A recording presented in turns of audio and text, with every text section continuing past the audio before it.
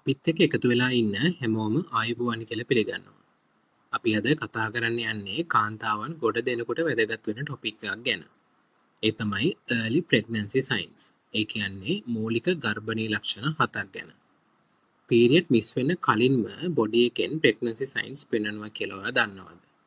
ඒත් මතක තියාගන්න මේ ලක්ෂණ තිබුණ කියලා අපිට හරියටම pregnant කියලා තහවුරු කරන්න බෑ. ප්‍රෙග්නන්සි ටෙස්ට් එකකින් තමයි අපිට හරියටම ප්‍රෙග්නන්ට් කියලා තහවුරු කරන්න පුළුවන්. දැන් අපි බලමු මේ ලක්ෂණ මොනවද කියලා. ප්‍රධානතම ලක්ෂණය තමයි පීරියඩ්ස් හැදෙන එක ප්‍රමාද වීම. ක්‍රමවත් සයිකල් එකක් තියෙන කෙනෙකුගේ පීරියඩ්ස් හැදෙන එක ප්‍රමාද වෙනවා කියන්නේ ප්‍රෙග්නන්ට් වීමේ හැකියාවක් පවතිනවා. නමුත් ස්ට්‍රෙස්, හෝමෝන අසමතුලිතතා, බර වෙනස් වීම වගේ දේවල් එක්ක පීරියඩ්ස් හැදෙන ඩේට් එක ප්‍රමාද වීමේ හැකියාවක් පවතිනවා. දෙවැනි ලක්ෂණය තමයි පියවර වල ඇතිවන වේදනාව. මෙහිදී පියවර ස්පර්ශ කිරීමේදී වේදනාවක් හෝ බර ගතියක් දැනෙන්න පුළුවන්. ඒ වගේම නිපල්ස් වල පැහැය වෙනස් වෙලා තද පැහැයක් ගන්න පුළුවන්. තුන්වෙනි ලක්ෂණය තමයි සාමාන්‍ය දිනවලට වඩා අධික තෙහෙට්ටු ගතියක් දැනීම. මේක සිද්ධ වෙන්නේ ගර්භණී කාලයේදී ඇතිවන හෝමෝන වෙනස්කම් නිසා. ගර්භණී කාලයේදී ප්‍රොජෙස්ටරෝන් කියන හෝමෝනය ක්‍රමයෙන් වැඩිවීම නිසා තෙහෙට්ටු ගතිය වැඩිවීම වගේම නිතරම නිදිමත ස්වභාවයක් ඇති වෙනවා. හතරවෙනි ලක්ෂණය තමයි කාර්යය සහ වමනය ඇතිවීම. ගොඩක් අයට මේ කියන ලක්ෂණය ඇති වෙන්නේ උදෑසන කාලයේ. මේක මෝර්නිං සික්නස් කියලාත් හඳුන්වනවා. නමුත් මේ දවසේ ඕනෑම අවස්ථාවක ඇති වෙන්න පුළුවන්. සමහර කාන්තාවන්ට සමහර සුවඳ වර්ග නිසා මේ ඔක්කාර ගතිය ඇතිවීම වැඩි වෙන්න පුළුවන්. නිතරම මුත්‍රා පිට කිරීමට අවශ්‍ය වීමත් ගර්භණී භවයේ මූලික ලක්ෂණයක් වෙන්න පුළුවන්.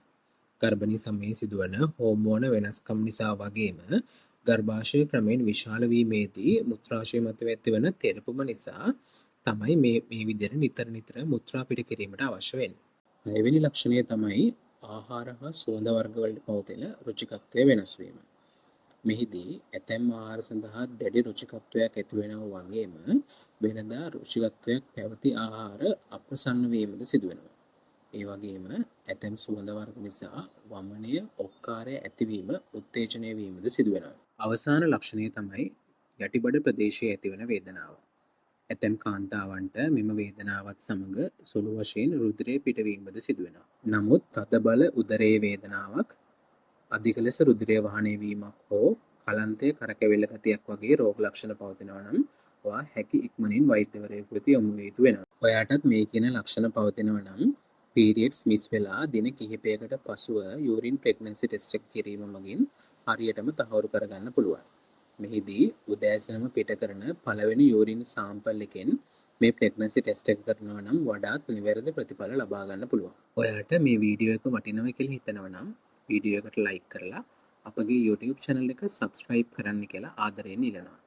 ඒ වගේම මේ සම්බන්ධයෙන් ඔයාට කුමන හෝ ගැටලුවක් පවතිනවා නම් පහළ කමෙන්ට් සෙක්ෂන් එකේ ඔයාගේ ගැටලුව සඳහන් කරගෙන යන්න.